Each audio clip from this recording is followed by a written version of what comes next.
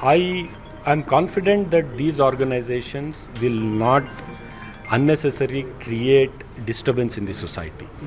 If they were really concerned, they can take up the issue of NEET paper leak, where 22 lakh students are on the roads despite going through so much preparation. The central government has no capability or experience or intention to conduct a free and fair examination.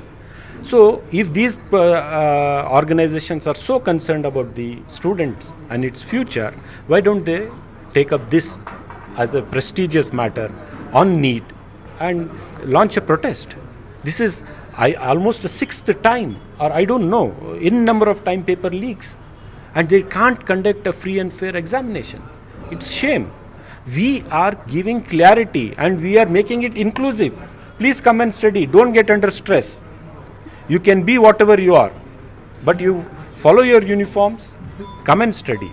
So that is the clarity this government orders. So no religious discrimination at all? No religious discrimination. It's an inclusive order. But sir, legal hurdles are there, as I mentioned, that the matter is still... See, the matter Government which is... has any strategy to counter that? The matter in contention in the court is about a government order issued in 2022.